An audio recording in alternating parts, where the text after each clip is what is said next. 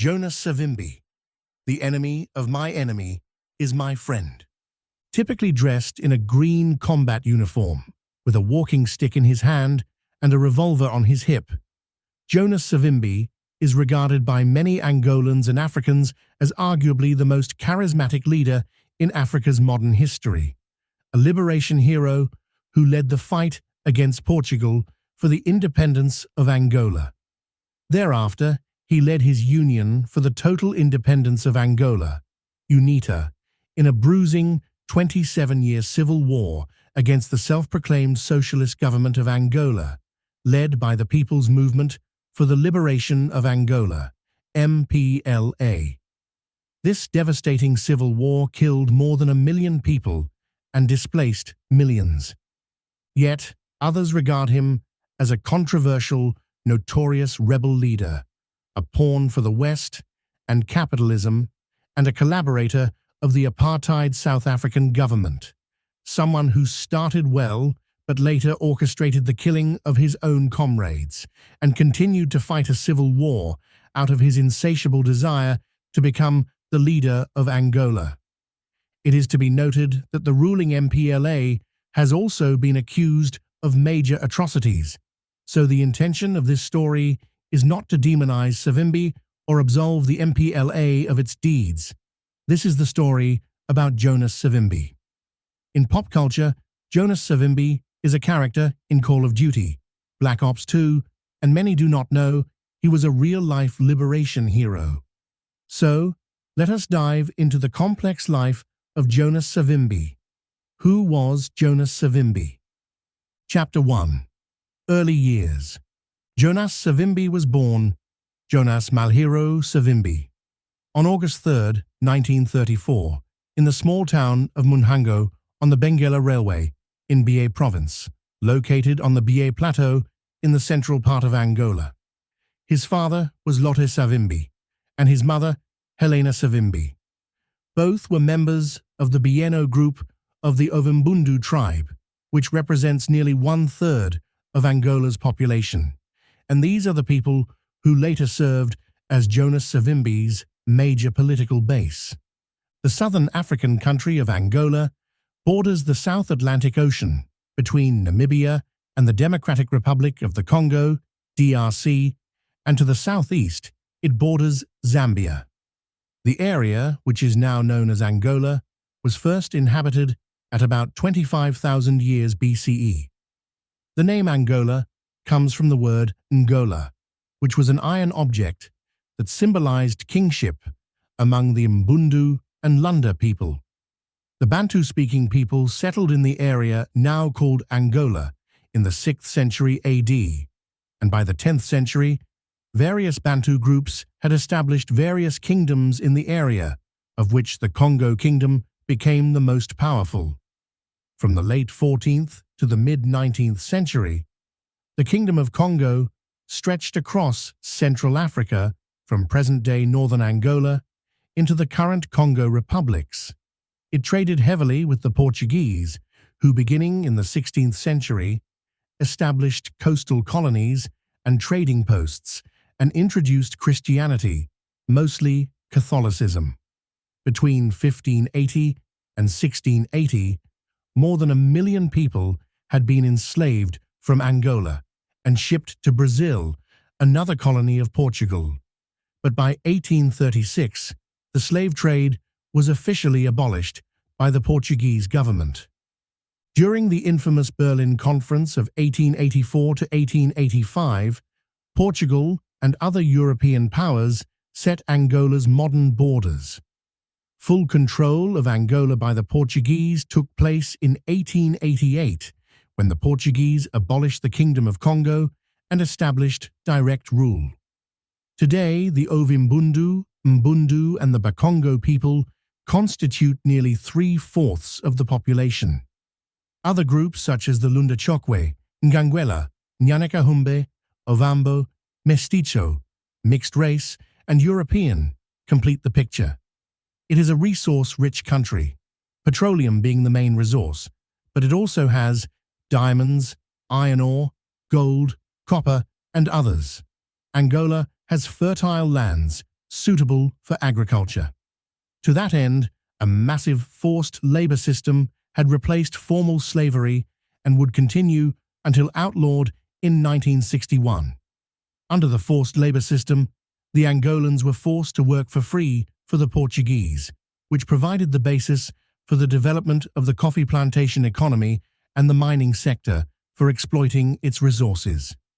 Therefore, when Jonas Savimbi was born in 1934, the country was firmly a Portuguese colony. Savimbi's parents, at some point in their youth, converted to Christianity.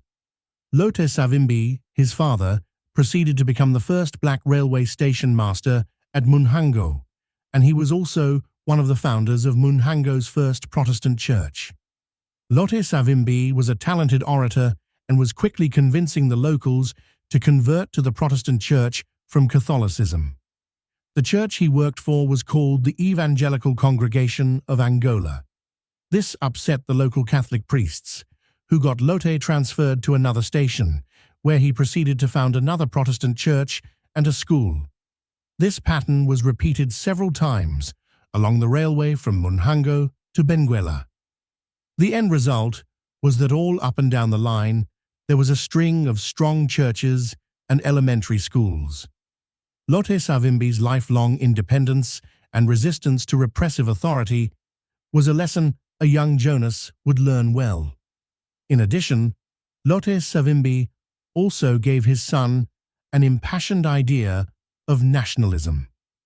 As the family moved along the Benguela railway line, young Jonas picked up his father's compelling oratorical skills and detailed knowledge about the railroad. This information would later serve him well when, as a guerrilla leader, he organized attacks on the line that was one of Southern Africa's vital commercial links, transporting copper and other ores from Zaire, now the Democratic Republic of the Congo, Zambia, and Zimbabwe. By cutting the railroad, Jonas Savimbi's UNITA paralyzed Angola's economy. More on that later, but let us get back to his early life. Jonas Savimbi was a bright student from his primary school days and went to Portuguese-run secondary schools, finishing top of his class, which was extremely rare for black children at the time. Therefore, he was a sought-after individual by the missionaries. The Catholic Church came in, enticing Jonas with scholarship aid to perhaps derail the Savimbi family from eroding their faith, but predictably, it was the Protestant Church that sent him to Lisbon, Portugal, in 1958 to study medicine, which was even rarer among black people. Chapter 2. Early Politics. Jonas Savimbi arrived in Lisbon, Portugal, in 1958, and while there, he was exposed to various political ideologies. His stay in Portugal coincided with the intense underground opposition to the far-right autocratic government of Antonio de Oliveira Salazar, which was being driven by communist parties. The communist parties were also anti-colonialists, which resonated well with Jonas Savimbi. He inevitably became involved with the communist activists, where he found the space to champion Angolan independence from Portugal, but in doing so, he attracted the attention of the Portuguese secret police. The Portuguese secret police detained Savimbi on 3 occasions, and thereafter he fled the country with the aid of a Communist Party network and was sheltered in France by the French Communist Party for some time. Let us look at what was going on in the world while Savimbi was a university student in Portugal.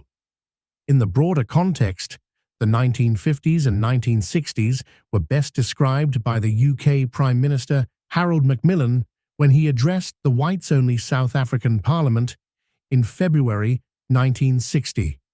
That year alone, 17 African countries achieved their independence, with many others soon to follow. His words were prophetic, and I quote, "The wind of change is blowing through this continent, and whether we like it or not, this growth of national consciousness is a political fact. We must all accept it as a fact, and our national policies must take account of it." Angola would catch this wind of change. It is against this background that the first uprisings against the colonial government in Angola happened in Luanda, the capital city of Angola, in 1961, in the cotton and coffee plantations in the northern part of the country, which marked the start of the War of Independence against the Portuguese. Angolans revolted against the forced labor system employed by their Portuguese masters. The revolt brought the fight for independence in Angola to a fever pitch. The fight for independence in Angola proved to be complicated as it was driven by not one, but by two principal African guerrilla groups and later on a third. These groups were ideologically different, had different foreign backers, which turned the conflict into a proxy war and was complicated by ethnic tensions. On one hand, the three anti-colonial military movements fought against the Portuguese imperialism. On the other hand, they fought against each other for control. Let us examine these military movements briefly in chronological order. The first and strongest military movement was the People's Movement for the Liberation of Angola, MPLA, which was formed in December of 1956 as an offshoot of the Angolan Communist Party, centered in the capital Luanda and led by Dr. Agostinho Neto. Its strongest support base was among the Mbundu people. They attracted support from other African countries such as Tanzania and Zambia, which allowed the transport of Chinese and Soviet weapons across their territories to the border. Hence, the MPLA was well equipped with military weapons from overseas backers such as Cuba and the Soviet Union, due to its left-leaning, communist Marxist philosophy. The second movement was the National Liberation Front of Angola, FNLA, which was founded in 1962, led by Holden Roberto. It had its strongest support base among the Bakongo people, based in the north of the country, and their initial ideology was the restoration and defense of the Congo Empire, which eventually developed into a nationalist movement. Holden Roberto and the FNLA had strong ties to the US and the government of Zaire DRC and its president Mobutu Sese Seko. It is little wonder then that the FNLA was based in Kinshasa, Zaire, and carried out guerrilla warfare from its bases in Zaire. For the third movement, let us go back to Jonas Savimbi to establish context. After the fight for independence had begun in 1961, the young and eager student, Savimbi, managed to organize a trip to a seminar on African liberation movements that was being held in Kampala, Uganda, where he met influential figures such as Kenya's Foreign Minister Tom Mboya, one of the founding fathers of Kenya. Savimbi was intelligent, charismatic, and charming, and he made an instant impression on the African liberation leaders at the conference. He was an incredible linguist. He spoke multiple European languages, including English, although he had never lived in an English-speaking country, and he was extremely well-read. He was an extremely fine conversationalist and a very good listener.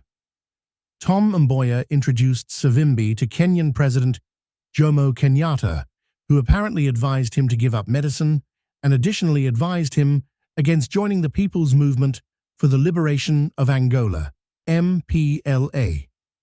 Jonas Savimbi instead joined the FNLA, and a few weeks later, its leader, Holden Roberto, established the self-proclaimed Revolutionary Government of Angola in Exile, GRAE. He appointed Jonas Savimbi to the position of Foreign Minister in the self-proclaimed government. Savimbi still had to finish his education. He returned to Switzerland, first at Fribourg University, then Lausanne University, ditching medicine, and in 1965, he completed his degree coursework with honors in political science and judicial sciences. From then onwards, he was known as Dr. Savimbi. Politically, Jonas Savimbi reportedly was angered by what he regarded as Mr. Roberto's favoritism of the Bakongo, or tribalism. We must remember that Savimbi was from the majority Ovimbundu tribe. He resigned and flirted with the Marxist-leaning MPLA led by Agostinho Neto. But when Dr. Agostinho Neto's movement denied him a seat on its governing council, the burning ambition of forming his own political organization increased exponentially. The eager Savimbi went to look for sponsorship as far as Moscow and then in China. The Russians turned him down with racist undertones, but Chairman Mao's China was interested in his ideas, and they agreed to assist him with finances and training. Late in 1965, they invited Savimbi and 12 of his colleagues to study Chairman Mao's philosophy, or Maoism, and to train in guerrilla warfare tactics. Chapter 3: War of Independence against the Portuguese, 1961 to 1974. Emergence of UNITA. After his training in China, Savimbi returned to Angola and in March 1966 launched the National Union for the Total Independence of Angola, UNITA, in Mwangai in Moxico Province, supported by his majority ethnic tribe in Angola, the Ovimbundu people. Savimbi was an impressive guerrilla war leader. Unlike leaders of the MPLA or FNLA, who were living comfortably in the capital cities of Luanda and Kinshasa, Savimbi fought with his men and led battles from the front and operated inside Angola. Unlike the MPLA and FNLA, UNITA enjoyed the benefits of a unified and unchallenged leadership directed by Savimbi. Moreover, in contrast to the elite urban-based MPLA, Savimbi presented UNITA as the representative of local black people ignored by the Portuguese government. Although dominated by the Ovimbundu people, UNITA's constitution proclaimed that the movement would strive for a government proportionally representative of all ethnic groups, clans, and classes. Jonas Savimbi used his Mao-oriented philosophy to raise consciousness of the rural population, with constant engagement with the locals, preached self-reliance, built schools, built cooperatives for food production, and village self-defense units. Jonas Savimbi led and carried out his first attack against the Portuguese forces on December 25, 1966. UNITA's armed actions against the state were comprised of small Portuguese outposts or mostly sabotage of the Benguela Railway, which Savimbi knew very well from his childhood. These targets were realistic for a movement in the first stage of a protracted war. UNITA was on the right path. For all the successes, UNITA, as a guerrilla movement, was still militarily the weakest of the three movements. Whether it was for survival or personal ambition, Savimbi did collaborate with some questionable entities, which has led to questions about his ideology or end goal. It is reported that in February 1972, Savimbi proposed to have his UNITA forces cooperate with the Portuguese, simply to eliminate the MPLA. The Portuguese responded favorably, and for the next 18 months, Savimbi was their ally, providing information to the Portuguese about the MPLA. Unfortunately for Savimbi, in late 1973, Lisbon broke the agreement and attacked UNITA. So, as for military backing, Jonas Savimbi, throughout his leadership, took it wherever he could. A little from China, other African countries, diamond smugglers, and, most controversially, from the then-hated white supremacist apartheid government of South Africa, which can be argued that it almost destroyed UNITA as a movement. To sum up Jonas Savimbi's philosophy, he was famously quoted as saying, "When you're a drowning man in a crocodile-infested river, you don't argue about who is rescuing you until you're safely on the bank." He used to point to the fact that Britain, during the Second World War, made an alliance with Joseph Stalin, who had wiped out 33 million people in the 1930s, which, on the face of it, was a reasonable argument. So, he can perhaps best be described as pragmatic and was willing to negotiate with anyone, including his enemies, to get what he wanted for the survival of UNITA. The enemy of my enemy is my friend. By the time Portugal announced in 1974 that it would grant independence to Angola, by November 1975, UNITA was blacklisted by a long list of nations due to its cooperation with South Africa, and the disunity among the three liberation movements had flared into full-scale civil war in the months preceding independence. Chapter 4. From Independence to Civil War. The end of Portuguese colonialism in Africa was fairly abrupt.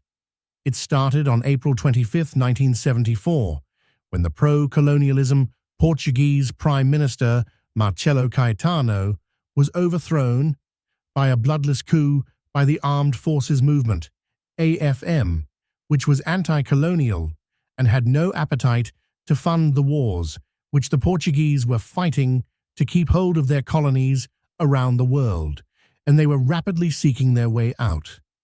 The coup d'etat brought to an end Portuguese colonialism in the following countries in Africa: Angola, Mozambique, Guinea-Bissau, Cape Verde, and São Tomé and Príncipe.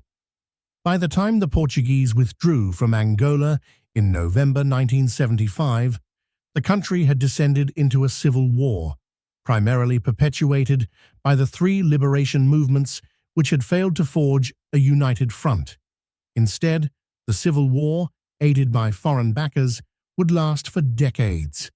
Let us examine how the three movements' state of disunity and conflict affected Angola instead of enjoying freedom from the Portuguese. Talks between the three liberation movements, that is, Savimbi, Neto, Roberto, and the Portuguese government, led to the signing of the Alvor Accords, which established a transitional government with representation from all three movements and provided for elections prior to independence. This interim government of unity was meant to be the foundation of an independent Angola.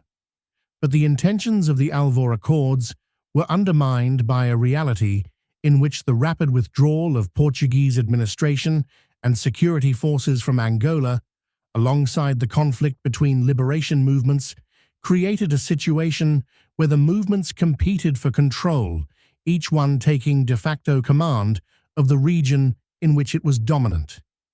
Essentially, the country was divided into three sections, ruled by warlords and fighting each other.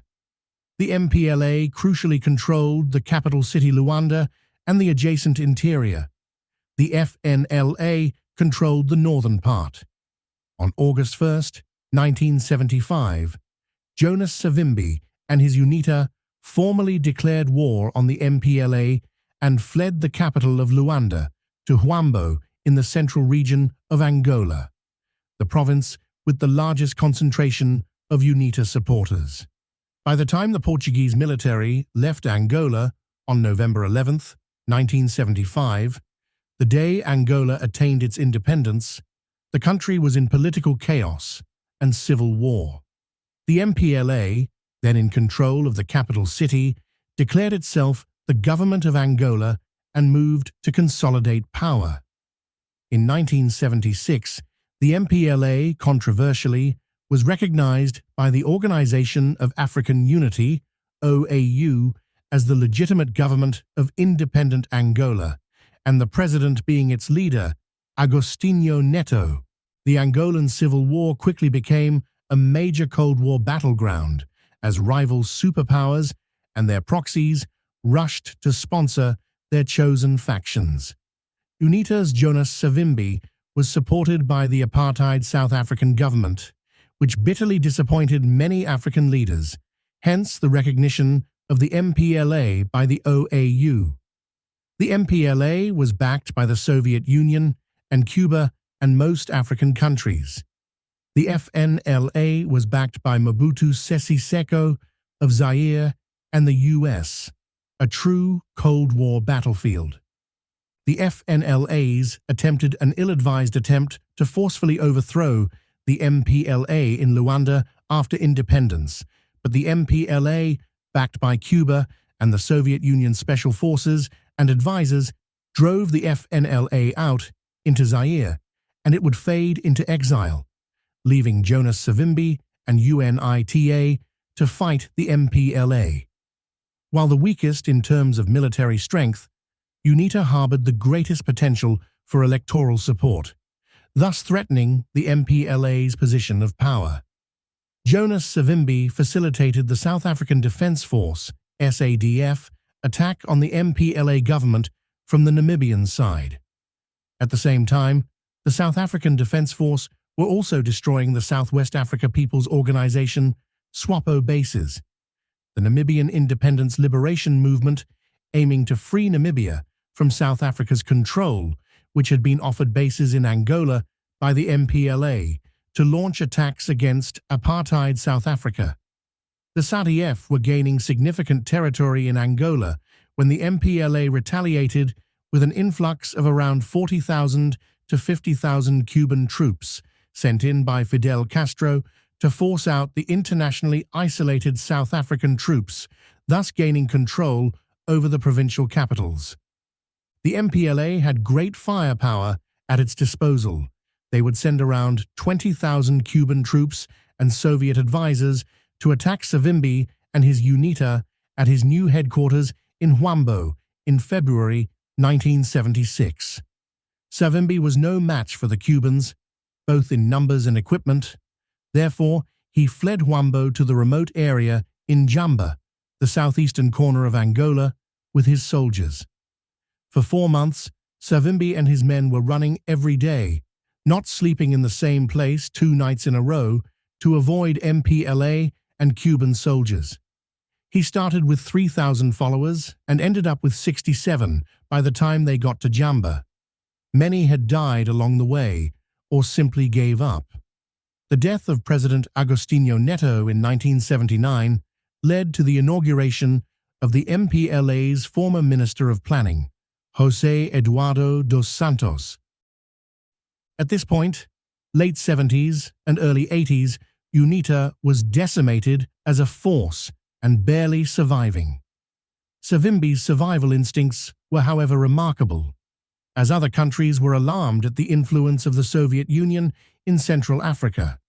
Savimbi used this uneasiness to rebuild, initially with weapons from China through South Africa and several African states concerned with the heavy communist influence of Cuba and the Soviet Union. Savimbi started receiving military aid from the US through the CYA beginning in 1985, which helped UNITA to become an effective fighting force again and engage the MPLA government in a brutal, protracted civil war. The US support was significant, especially under President Reagan, who saw Savimbi as a key anti-communist ally, even hosting him in the US. In the late 1980s, the apartheid government's hold on South Africa and Namibia was beginning to wane. In 1988, at the Battle of Quito Cuanavale, the MPLA and Cuba battled UNITA and South Africa to a stalemate, which led to the Tripartite Accord, which secured Namibia's independence and the withdrawal of South African forces and Cuban troops from Angola. In June 1989, Jonas Savimbi and José Eduardo dos Santos met for the first time in Zaire, Mobutu Sese Seko being influential behind the meeting. 17 other African leaders were present as a ceasefire agreement between the two warring parties was signed. The agreement, however, broke down very soon after it was established, and war resumed. Chapter 5. More Accords. There was general malaise about the war in the early 90s. The United Nations facilitated peace negotiations between Jonas Savimbi and dos Santos in Lisbon, Portugal, with a peace treaty signed on May 31, 1991, in an attempt to end the 17-year civil war. Relative peace returned to Angola, and Savimbi returned to the capital, after 17 years of absence. UNITA and the MPLA agreed to a ceasefire and general elections, which were held in Angola on September 29th and 30th, 1992, to elect a president and National Assembly. The first time free and multi-party elections had been held in the country. Voter turnout was over 91.3% for the parliamentary and presidential elections. The ruling MPLA won both elections. However, 8 opposition parties, in particular Savimbi and UNITA, rejected the results as rigged. As a consequence, hostilities erupted in the capital Luanda and immediately spread to other parts of the country. Several thousand to tens of thousands of UNITA members or supporters were killed nationwide by MPLA forces in a few days, in what is known as the Halloween Massacre. Those killed by MPLA forces included UNITA Vice President Jeremias Chitunda and negotiator Elias Salopeto Pina and other senior members. The MPLA targeted members of the Ovimbundu and Bakongo tribes for murder, as they were seen to be loyal to UNITA. Savimbi and the MPLA resumed hostilities. The post-electoral war was the most brutal part of the civil war, with tens of thousands of people killed, almost half the number from the 17-year-old conflict. Lusaka Protocol. By late 1993, Jonas Savimbi and UNITA could operate and conduct raids in over 70% of Angola. But the MPLA government's military successes in 1994 forced UNITA to look for peace. By November 1994, the government had taken control of 60% of the country. UNITA leader Jonas Savimbi called the situation UNITA's deepest crisis since its creation. On November 20, 1994, the Lusaka Accord was signed by both parties in an attempt to reach a compromise. UNITA would cease all fighting, and in return, it was to be incorporated into the government structures, the cabinet, civil service, and law enforcement agencies. Savimbi was offered the vice presidency, which he duly declined. Not only did UNITA not demobilize, but it purchased a large amount of weapons in 1996 and 1997 from private sources in Albania and Bulgaria, and from Zaire, South Africa, Republic of the Congo, Zambia, Togo, and Burkina Faso. In October 1997, the UN imposed travel sanctions on UNITA leaders. The UN would eventually impose sanctions on the exportation of diamonds and freeze UNITA bank accounts. While the US government gave $250 million to UNITA between 1986 and 1991, UNITA made $1.72 billion between 1994 and 1995-1999 exporting diamonds, often referred to as blood diamonds, primarily through Zaire to Europe. At the same time, the Angolan government received large amounts of weapons from the governments of Belarus, Brazil, Bulgaria, the People's Republic of China, and South Africa. The Lusaka Accord collapsed, and hostilities continued. The fall of Savimbi. Savimbi lost his formidable generals to the government, who were given high positions in the Angolan army. These battle-hardened soldiers from Savimbi's camp would prove to be crucial in outmaneuvering Savimbi's rebel fighters. By 2002, Savimbi, at 67 years old, and his UNITA were continuously isolated, and Savimbi was not the young, brilliant tactical leader he once was, and UNITA was a shadow of its former self. It is alleged that Savimbi became increasingly erratic during this period.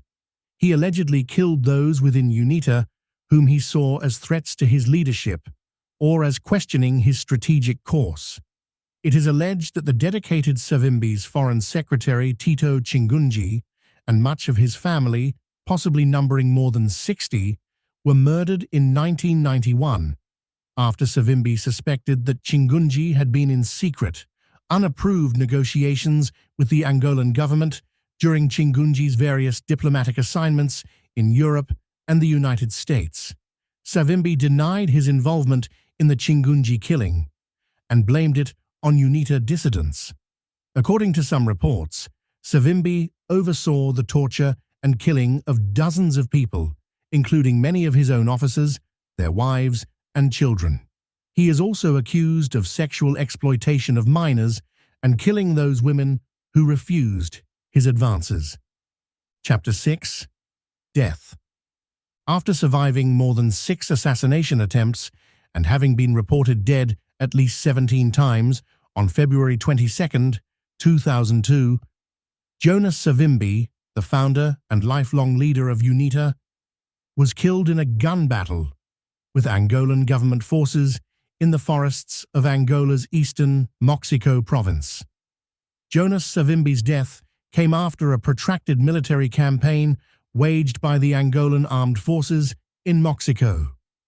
During the campaign, tens of thousands of civilians were forcibly displaced from their homes, apparently in a bid to deny UNITA vital civilian support.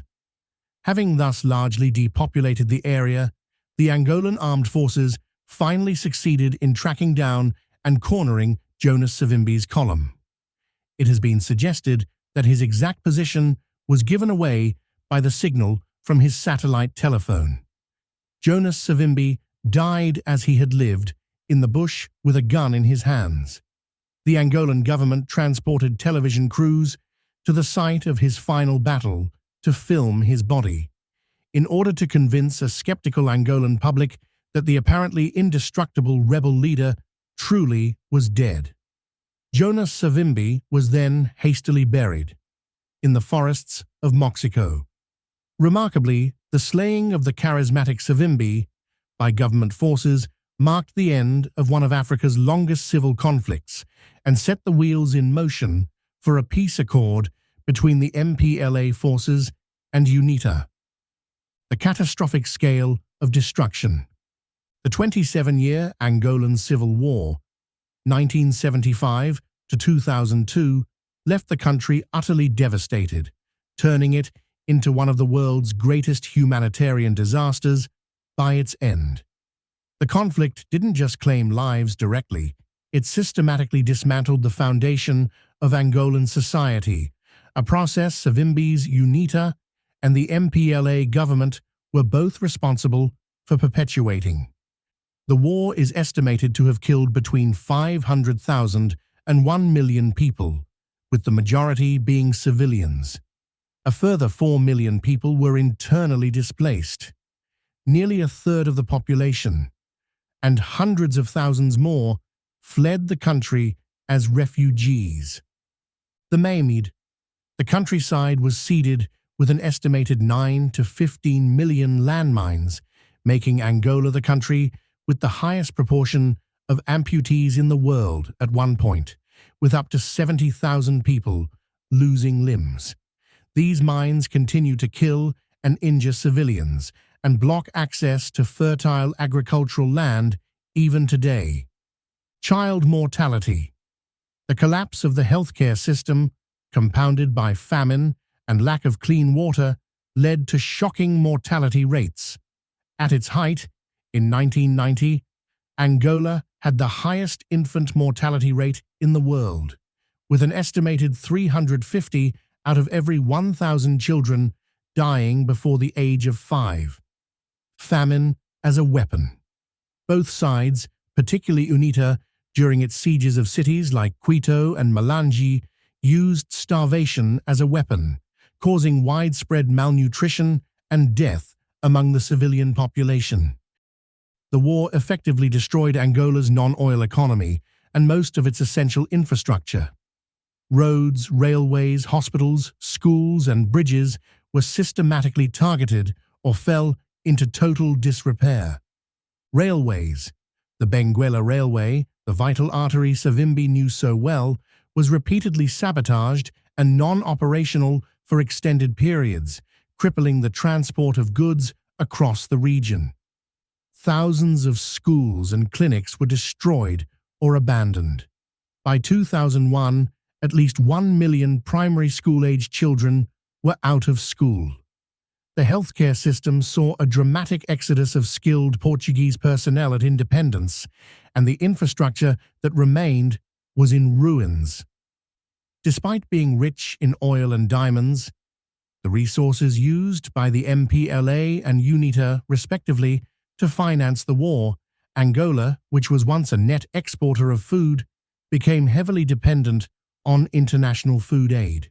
Only the offshore oil industry, protected from the ground war, thrived, creating a dual economy that benefited the ruling elite, but not the general population.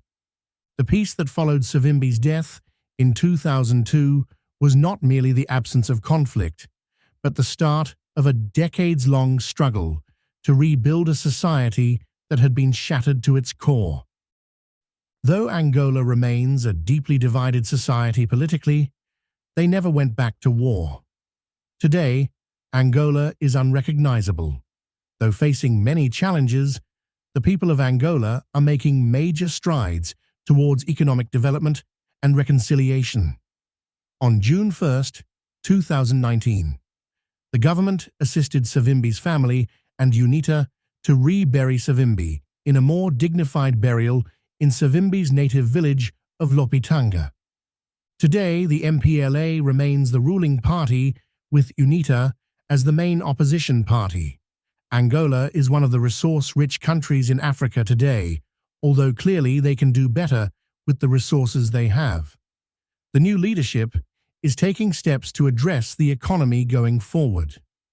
Jonas Savimbi remains iconic in the country and in Africa.